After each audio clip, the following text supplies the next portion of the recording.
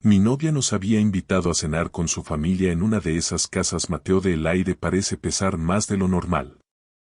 Mi hijo, Eli, pensó que nadie se había dado cuenta de que la hija de ella le metía algo en el bolsillo de la chaqueta mientras pasaba a su lado. Yo lo revisé unos minutos después y me quedé helado. Luego, sin hacer ruido, lo deslicé en el bolso de la niña. 30 minutos más tarde, la policía estaba llamando a la puerta. Noté que algo andaba mal incluso antes de que nos sentáramos a la mesa. Era una de esas cenas familiares impecables, típicas de cierta clase en Alicante. Mateo de todo parece caro, reluciente y tenso al mismo tiempo. Había velas en portavelas de cristal de Bohemia, servilletas de hilo dobladas como abanicos y un asado de cordero en el centro de la mesa que nadie podía tocar hasta que Sandra, la matriarca, diera la orden de empezar. Mi novia, Lidia, no dejaba de alisarse el vestido sobre las rodillas con nerviosismo, como si intentara aplanar toda la noche para que pareciera algo normal, algo funcional. Eli estaba sentado a mi lado con la chaqueta azul marino que le obligué a ponerse. La casa era grande, de techos altos y estaba fría, pero también quería que se viera bien ante ellos. Tiene 10 años, es un niño reservado y atento, de esos que dan las gracias sin que nadie se lo recuerde y que nota al instante cuando alguien se siente excluido en una conversación. La hija de Lidia, Kira, estaba justo frente a él. Tenía 13 años, edad más que suficiente para saber exactamente el peso de lo que estaba haciendo. La vi levantarse durante el postre. No fue un movimiento dramático, sino casual, casi lánguido, caminando descalza sobre el suelo de madera noble con el rostro completamente inexpresivo. Rodeó la silla de Eli mientras Sandra se quejaba amargamente de que la nata montada estaba demasiado blanda para su gusto. Eli estaba distraído, observando al hermano de Lidia cortar la tarta con precisión quirúrgica. Nadie más miraba. Kira se inclinó con naturalidad, como si fuera a recoger una servilleta que se le había resbalado del regazo hacia el suelo. Su mano entró en el bolsillo de la chaqueta de mi hijo y salió rápido. Demasiado rápido. Eli se giró a medias, como si hubiera sentido un leve roce, pero Kira ya se estaba incorporando, colocándose un mechón de pelo detrás de la oreja y regresando a su silla con esa cara impasible que ponen algunos niños cuando los adultos jamás les han llamado la atención de verdad. Se me dio un vuelco el estómago tan fuerte que sentí un frío repentino en la nuca. Esperé 10 segundos exactos para controlar el pulso. Luego puse mi mano en el hombro de Eli y le susurré al oído. Ven a ayudarme a buscar tu inhalador al pasillo, campeón. Él me miró con extrañeza, parpadeando tras sus gafas. Estoy bien, papá, contestó confundido. Ven conmigo, insisto, le dije con una firmeza que no admitía réplica. Se levantó con torpeza y me siguió. El pasillo estaba sumido en un silencio denso, roto solo por el lejano tintineo de los cubiertos contra la porcelana en el comedor. Me agaché frente a él, bloqueando la vista desde la puerta, y metí la mano en el bolsillo de su chaqueta. Mis dedos se cerraron alrededor de algo pequeño, metálico y duro. Lo saqué y me quedé paralizado bajo la luz tenue de la lámpara del pasillo. Era el anillo de Sandra. Y no era una sortija cualquiera. Era su anillo de diamantes, una pieza familiar antigua que ya había presumido 2 veces esa misma noche, mencionando incluso que tenía su propio certificado de autenticidad guardado en la caja fuerte. Algún día esto será para Kira, había dicho ella durante el primer plato, riendo como si fuera un comentario tierno y no una demarcación de territorio para el resto de la velada. Por un segundo, el único sonido que podía oír era el latido violento de la sangre en mis oídos. Eli miró mi cara, leyó mi expresión y se puso pálido como la cera. Papá. Susurró con la voz quebrada. Debería haber entrado allí y hablado de inmediato, pero me detuve. Lo que tenía en la mano no era solo una joya, era una respuesta a todas las preguntas silenciosas de la noche. Era el por qué Sandra no dejaba de preguntarle a él y a qué colegio iba con esa sonrisita de superioridad. El por qué la hermana de Lidia le había soltado, como quien no quiere la cosa, si alguna vez había tenido problemas de conducta en clase. El por qué Kira lo había estado vigilando desde el otro lado de la mesa como si esperara que una trampa saltara. Miré el anillo, luego hacia el comedor y finalmente a los ojos de mi hijo. Yo no he cogido nada, lo prometo, susurró él, al borde del llanto. Lo sé, le dije rápido y firme, sin un ápice de duda. Lo sé, Eli. Cerré el puño con fuerza sobre el diamante. Tuve un pensamiento agudo, feo y necesario. Si entraba allí blandiendo el anillo, la maquinaria de esa familia se activaría para protegerse. Dirían que fue una confusión, que los niños son impulsivos, o que quizá Kira lo había encontrado en el suelo y se había asustado. Al final, la sombra de la duda siempre caería sobre el hijo del fisioterapeuta, el extraño. No iba a permitirlo. Saqué el inhalador de él y de mi propia mochila para que nuestra salida al pasillo tuviera una justificación visual y regresamos a la mesa. Para entonces, mis manos estaban firmes. Demasiado firmes. Kira había dejado su bolso de marca colgado del respaldo de su silla, con la cremallera abierta por arriba. Cuando Sandra se levantó un momento para ir a por más café y el resto de la mesa se distrajo con una anécdota de Marcos, pasé por detrás de la niña. Me incliné fingiendo que recogía un tenedor que se me había caído y, con un movimiento fluido, deslicé el anillo en el bolsillo lateral de su bolso. Luego me senté y tomé un sorbo de vino. No sé si fue el acto más honesto de mi vida, está claro que no lo fue, pero sabía lo que había visto y no iba a dejar que mi hijo cargara con el estigma que esa familia le había preparado con tanta frialdad. 30 minutos después, llegó la patrulla de la Policía Nacional. Para entonces, Sandra ya había ejecutado toda su función teatral. Primero, se tocó la mano vacía con un gesto de horror fingido. Luego, revisó el baño y el salón. Después, hizo que todos nos quedáramos sentados en silencio mortal. Finalmente, sentenció. Que nadie se mueva de aquí. Mi anillo ha desaparecido. Toda la habitación cambió de temperatura. Las sillas dejaron de chirriar y Lidia se puso rígida como una estatua a mi lado. Su hermano soltó un juramento entre dientes. Sandra se llevó una mano al pecho, digna de una nominación al Goya, y aseguró que el anillo estaba en su dedo justo antes de servir el postre. Sentía a Eli tensarse tanto que parecía que se iba a romper. Le puse la mano en la rodilla por debajo del mantel. Todo va a salir bien, le dije en un susurro apenas audible. Sandra no miró a los adultos, ni al servicio que retiraba los platos. Miró directamente a Eli con una acusación silenciosa y feroz. Capté esa mirada y algo viejo dentro de mí, algo que había estado aguantando durante 14 meses, finalmente se rompió. Me llamo Sergio. Tenía 38 años por aquel entonces, vivía en Alicante y trabajaba como fisioterapeuta en una clínica de rehabilitación de lunes a jueves, atendiendo a mis propios pacientes privados los viernes y sábados para cubrir los gastos del mes. He sido padre soltero desde que Eli tenía 3 años. Su madre vive en otra comunidad autónoma y es una figura intermitente que aparece con llamadas de cumpleaños y promesas que se deshacen antes de colgarlas. Durante 6 años, solo hemos sido nosotros dos en un piso alquilado de 2 habitaciones, con una estantería de tablones que teñimos juntos una tarde de domingo. Y durante los últimos 14 meses, Lidia había ocupado un espacio en nuestra vida. Al principio, me pareció un milagro. Se reía con facilidad, me traía un termo de caldo cuando me pillaba un resfriado y doblaba las toallas de casa con un orden que yo no sabía mantener. Trabajaba en un salón de estética, buscaba estabilidad y parecía compartir ese cansancio vital que yo conocía tan bien. Divorciada, con una hija difícil y una familia que se metía en todo. Pensé que estábamos construyendo un hogar. Lo que no entendí es que, con Lidia, venía el pack completo.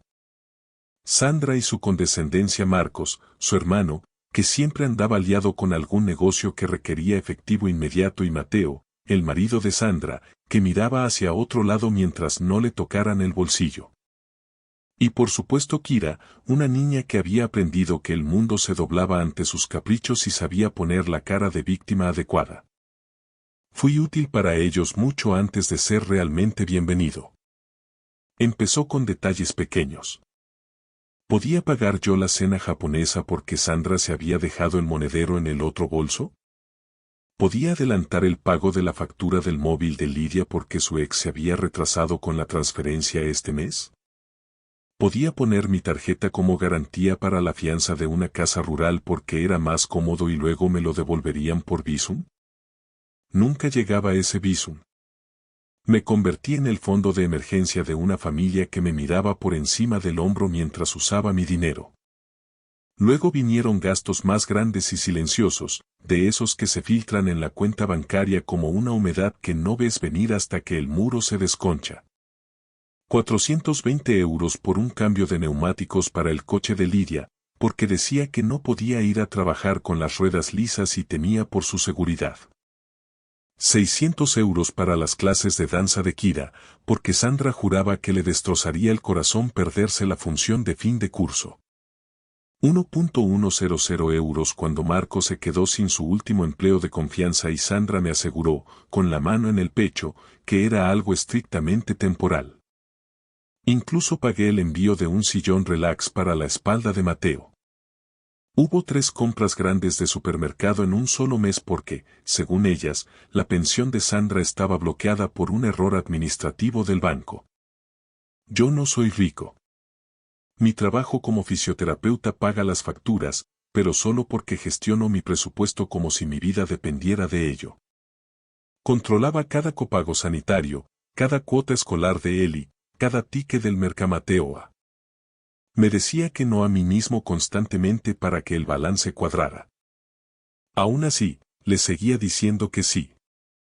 Lo hacía porque Lidia se quedaba en mi cocina cuando Eli ya dormía y me susurraba. Odio tener que pedirte esto porque Sandra me daba palmaditas condescendientes en el brazo diciendo que yo era un gran proveedor porque, en el fondo, buscaba la paz. Quería que esta familia fuera posible. Y porque cada vez que yo dudaba, algo sutil le pasaba a Eli. Kira siempre se llevaba el trozo de tarta más grande. Kira se sentaba delante en el coche. A mi hijo siempre le tocaba a él. Quizá la próxima vez, cariño. El pasado Día de Reyes fue la señal definitiva que decidí ignorar. Sandra repartió sobres con tarjetas regalo para el cine a todos los sobrinos y niños de la mesa. Eli fue el único que no recibió nada.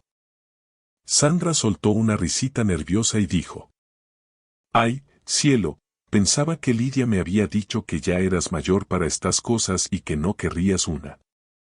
Eli tenía 10 años. Kira, 13, y ella sí tenía su sobre. Cuando fuimos de compras en diciembre, Lidia le sugirió a Eli que se quedara conmigo en la zona de restauración porque las cosas de chicas le aburrirían. Luego me enteré de que fueron todos juntos a una juguetería. Kira volvió con 2 bolsas llenas, mientras que Eli se conformó con un barquillo y una charla sobre la importancia de tener paciencia. Siempre había explicaciones razonables, siempre un lugar suave. Mateo de dejar caer la culpa para que no hiciera ruido. Dejé pasar demasiado porque nada parecía lo suficientemente grave por sí solo. Ese fue mi gran error. De vuelta a la mesa de la cena, el ambiente era irrespirable. Sandra ya tenía el móvil en la mano. «Voy a llamar ahora mismo», sentenció. «Esto es un robo en mi propia casa». Lidia se inclinó hacia ella, intentando calmarla. «Mamá, por favor, quizá aparezca en un momento». El gesto de Sandra se endureció de golpe.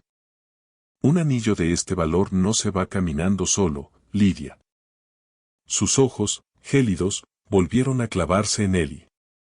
Yo intervine antes de que soltara la acusación que tenía en la punta de la lengua. «Entonces quizá deberíamos empezar por revisarnos todos por igual, sin excepciones». Se hizo un silencio sepulcral. Mateo se removió incómodo en su silla, pero no dijo nada. Sandra me dedicó esa sonrisita gélida que reservaba para cuando quería recordarme que yo seguía siendo un extraño, un intruso en su linaje. Por supuesto, dijo ella. A todos. Pero no dejaba de mirar a mi hijo. Él intentaba quedarse quieto, pero tenía las orejas encendidas. Apretujaba el dobladillo de su camiseta con una mano, ese gesto que hace siempre que tiene miedo e intenta que no se le note. Supe entonces que no era solo una crueldad de Kira. Esto tenía una estructura, un patrón de permiso familiar. La patrulla de la Policía Nacional llegó rápido porque Sandra debió de hacer que el aviso sonara a emergencia nacional. 2 agentes entraron en el salón, educados pero con esa seriedad que impone el uniforme. Un hombre mayor, con canas en las sienes, y una mujer joven de mirada aguda. Hicieron las preguntas de rigor. ¿Cuándo se vio la joya por última vez? ¿Quién se había levantado de la mesa durante el postre? ¿Había entrado alguien del servicio o de fuera? ¿Estaban todos dispuestos a que se hiciera una comprobación visual? Sandra dijo demasiado rápido, señalando con la barbilla. Quizá quieran empezar revisando a los niños. No pronunció la palabra niños con afecto, sino como si fueran contenedores de pruebas. La agente joven escaneó la mesa con la mirada. Hablaremos con todos, señora. No se preocupe.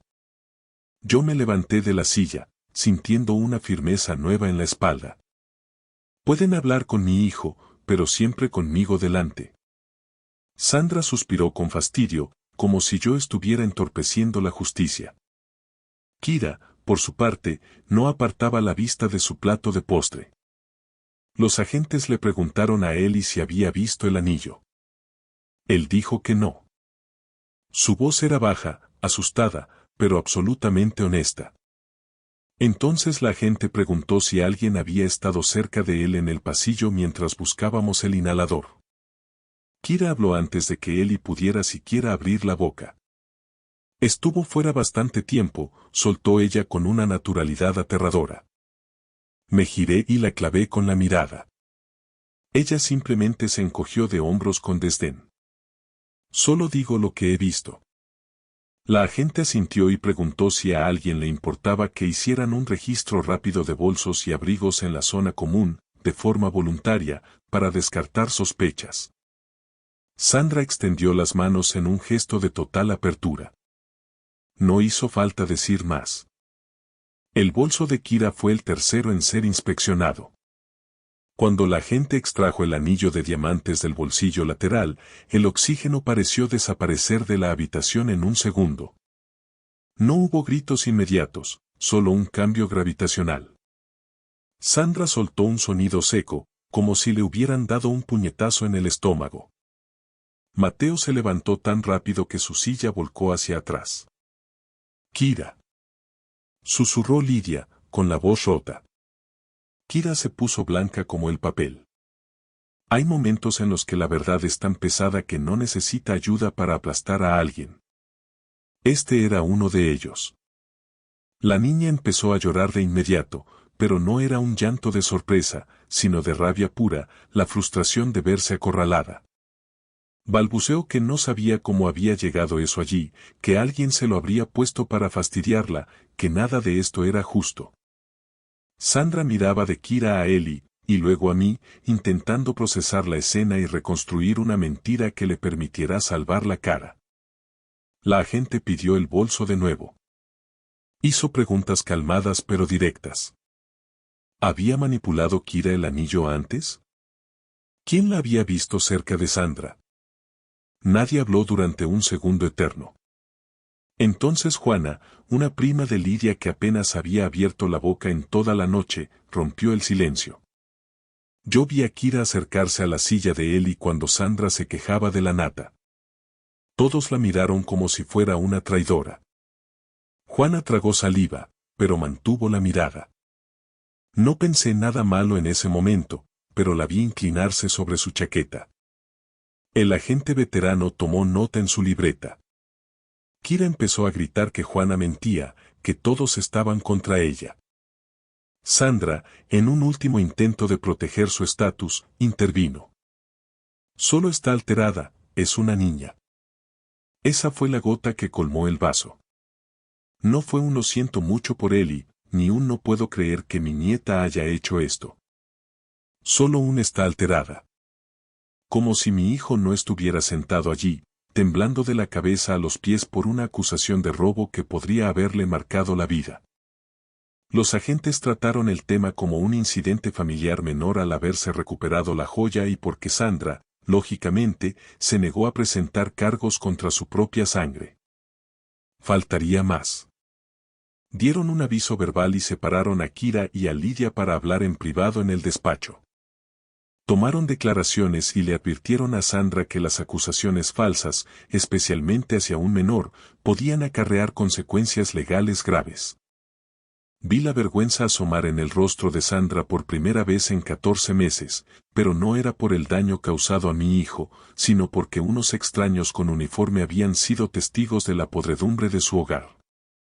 Me incliné hacia él y le dije: «Coge tu chaqueta. Nos vamos». Él asintió con una rapidez que me dolió en el alma. Lidia salió del despacho mientras él se subía la cremallera hasta el cuello. Tenía la cara hinchada de llorar. «Sergio, por favor, no te vayas así. No podemos terminar así la noche», suplicó. Casi suelto una carcajada amarga. «¿Y cómo exactamente debería irme, Lidia? Después de que tu hija haya intentado incriminar a mi hijo por un robo delante de toda tu familia». Ella se estremeció. Sandra intervino entonces con esa voz quebradiza que usaba para dar lástima. «Kira está pasando por una etapa muy difícil, Sergio. Compréndelo». Me giré hacia ella con toda la frialdad que pude reunir. ¿Y Ellie tenía que pagar el precio de su etapa difícil? Nadie respondió. Aquello debería haber sido suficiente para marcharme, pero mientras acompañaba a Ellie hacia el coche bajo la lluvia de Alicante, me di cuenta de que el anillo no era el único peso que me hacía temblar. Era el total de la cuenta. 2 días antes, yo había autorizado el pago final del alquiler de una villa de lujo frente al mar para el 70 cumpleaños de Sandra en abril. 3 noches, una casa enorme, 6 dormitorios, el tipo de sitio que yo jamás reservaría para mí mismo. Lidia había llorado de emoción cuando hice la reserva porque decía que su madre nunca hacía nada bonito por sí misma. Se suponía que Marcos y Mateo contribuirían más tarde a los gastos. Sabía, con una certeza dolorosa, que nunca lo harían. Había puesto 3.800 euros de mis ahorros en ese alquiler. Además, le había estado enviando a Lidia 1.000 euros al mes para los gastos comunes, el comedor escolar de Kira y la gasolina. Sabía mejor que nadie a Mateo de iba mi dinero. Y también sabía qué historia me había estado contando a mí mismo. Que estaba ayudando a Lidia a salir adelante, que la familia requiere tiempo y sacrificio, que si me mantenía útil, el respeto vendría solo. Mientras tanto, a mi hijo lo estaban midiendo, despreciando y, finalmente, intentando marcarlo como un delincuente. En el trayecto de vuelta a casa, el silencio en el coche era tan denso como la niebla que a veces baja por la Sierra Itana. Eli iba sentado atrás, con la mirada perdida en la ventana oscura mientras las luces de las farolas de la vía Parque de Alicante desfilaban sobre su rostro. Después de 10 minutos de un mutismo absoluto, preguntó con una voz que sonaba demasiado vieja para sus 10 años. ¿De verdad pensaban que lo había hecho yo, papá? Los niños no hacen esas preguntas a menos que ya conozcan la amarga respuesta, pero necesiten que un adulto les mienta para suavizar el golpe. Apreté el volante con tanta fuerza que los nudillos se me pusieron blancos. Sí, dije, eligiendo la honestidad por encima del consuelo barato. Al menos, algunos de ellos estaban muy dispuestos a creerlo con tal de no mirar hacia otro lado.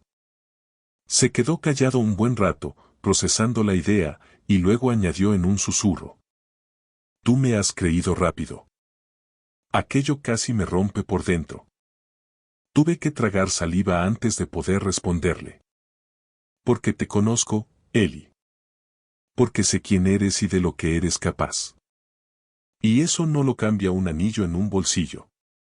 Él asintió, como si necesitara oírlo 2 veces para grabárselo a fuego, y luego apoyó la frente contra el cristal frío. Cuando por fin llegamos a nuestro piso, le preparé un colacao caliente aunque ya era tardísimo. Se sentó en la encimera de la cocina en calcetines, relajando por fin los hombros mientras sostenía la taza con ambas manos, dejando que el vapor le empañara las gafas. Yo no di vueltas por la casa, ni me puse a gritar, ni llamé a nadie para desahogarme. Simplemente abrí mi MacBook sobre la mesa del salón. Lidia me escribió primero. Por favor, habla conmigo, decía el primer mensaje. Luego. Ella no quería que viniera la policía, fue cosa de mi madre. Después. Mamá está fatal, no para de llorar. Ni una palabra sobre Eli. Ni una mención al trauma de mi hijo. Nada que fuera real o humano. Entré en el portal de reservas de la villa de Javia que había alquilado para el cumpleaños de Sandra. El saldo total vencía en apenas 6 días y mi tarjeta ya estaba vinculada como garantía. Le di a cancelar reservas sin un segundo de duda. Había una penalización por cancelación tardía, una cifra que en otro momento me habría dolido, pero que acepté con una satisfacción casi terapéutica. Luego abrí la aplicación del banco y cancelé la transferencia mensual que tenía programada para Lidia. Después, eliminé mi tarjeta del pago automático de los suministros, luz, agua e internet, de su piso, algo que yo le había configurado hacía 3 meses cuando me dijo que las cosas iban muy apretadas. Hice capturas de pantalla de cada confirmación de baja y las guardé todas en una carpeta nueva. Eso fue todo. Un movimiento limpio, quirúrgico, sin amenazas ni discursos melodramáticos. No iba a seguir financiando el estilo de vida de una familia. Mateo de mi hijo no estaba a salvo. La mañana siguiente empezó con un bombardeo de 14 llamadas perdidas. Lidia, Sandra, Marcos y Lidia otra vez. Luego un número desconocido que sospeché que era Mateo. Me duché con calma, le preparé el almuerzo a Eli, lo acompañé al colegio con un beso en la frente y me fui a la clínica. Pasé la mañana aplicando un masaje descontracturante a un capataz de obra que tenía los trapecios duros como el hormigón, pensando de forma práctica que, a partir de ese día, ya no iba a ser la válvula de escape económica de nadie.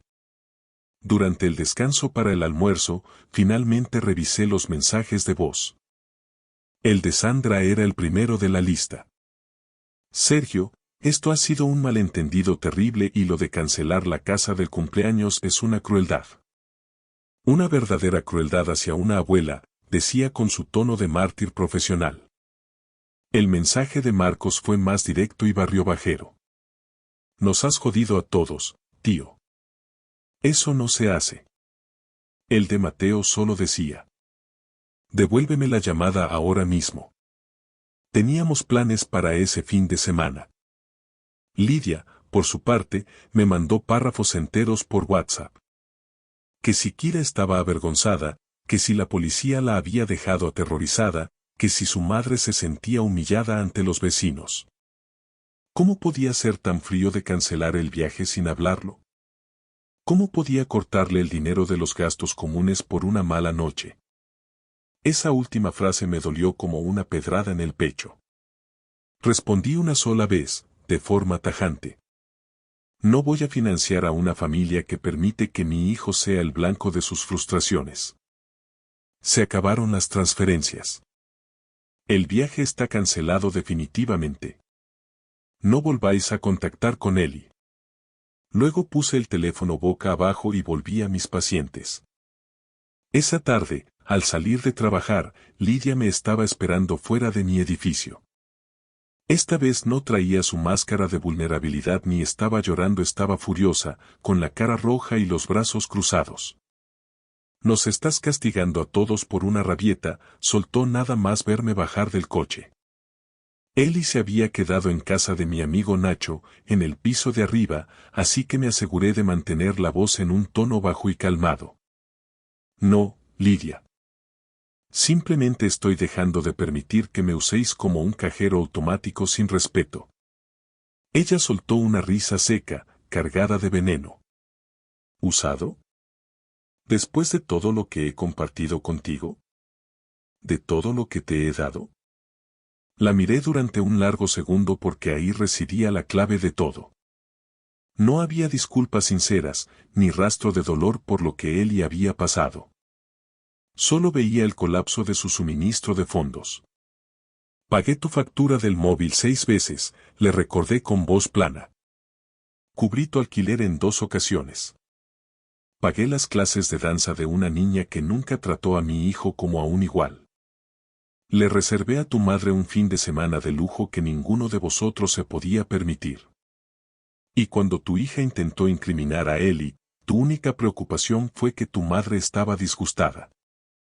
Su expresión cambió, pero solo un poco, volviéndose más defensiva. Kira sigue siendo una niña, Sergio. No sabe lo que hace. Mi hijo también es un niño, repliqué. Y él sí sabe lo que es la decencia. Eso pareció calar, aunque no lo suficiente para provocar un cambio real. Ella se apretó los brazos contra el pecho. Estás siendo un dramático. No, le dije mientras sacaba las llaves del portal. Es que me habéis salido muy caro y ya he terminado con esto. Ella me miró fijamente, supongo que esperando más ruido, una ira a la que pudiera responder o algo sucio que pudiera luego contar a su manera para quedar como la víctima. No le di nada. Puedes recoger tus cosas el sábado, añadí. Se las dejaré a Nacho en el rellano. Luego subí las escaleras sin mirar atrás. El conflicto se arrastró de forma sibilina durante 2 semanas más. Sandra envió una tarjeta de permateo llena de citas religiosas, pero sin una sola disculpa explícita por la falsa acusación. Marcos me escribió diciendo que ya había pedido los días libres en el taller para lo de la playa y que le debía el dinero. Mateo dejó un mensaje diciendo que los hombres de verdad no matean a la familia cuando hay problemas. Lidia cambiaba de táctica cada 2 días. Pasaba de estar enfadada a ser dulce, de la culpa a la nostalgia, y de vuelta a la furia. En un momento dado, escribió. Estás dejando que un error borre todo un año de relación. Le respondí con mi último mensaje. No, Lidia. Finalmente estoy dejando que todo un año explique por qué ocurrió ese error. Después de eso, lo que es su número. Juana, la prima que había hablado durante la cena, se puso en contacto conmigo por separado. También lo hizo la tía de Lidia, Elena. Ambas me confesaron versiones de lo mismo. Aquello se venía gestando desde hacía tiempo.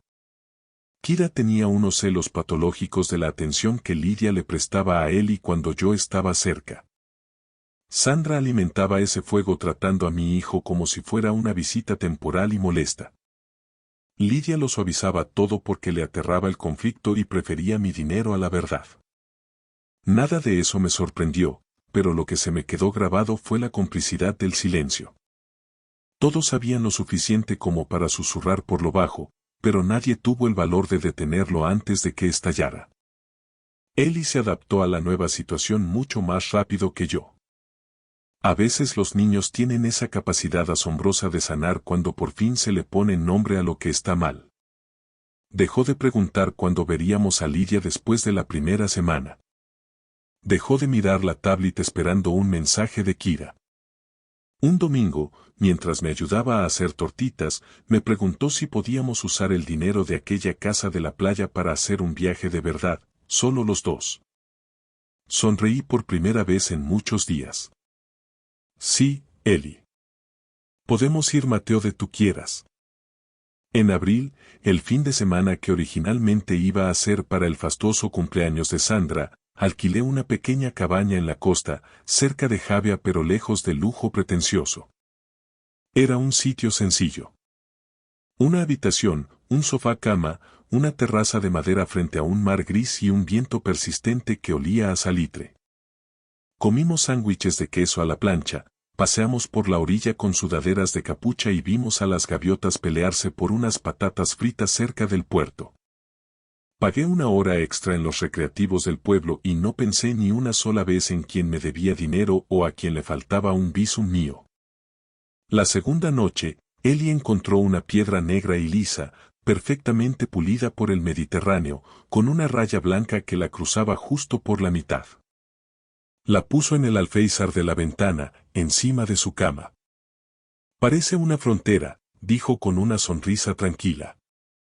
Me reí mientras le arropaba. Es una observación muy profunda para un niño de 10 años. Él se encogió de hombros con naturalidad. Es que últimamente has estado diciendo mucho la palabra límites, papá. Razón no le faltaba. Cuando volvimos a Alicante, puse esa piedra en un plato pequeño junto a la puerta, Mateo dejó las llaves. No porque necesitara un símbolo mágico, sino porque a veces ayuda a ver físicamente lo que ha cambiado. Lidia lo intentó una última vez en mayo, mediante un correo electrónico. Decía que Kira había empezado terapia. Decía que quizá había pasado tiempo suficiente para tener una conversación honesta. Creí lo primero, pero no la parte que realmente importaba. Le respondí con una sola frase.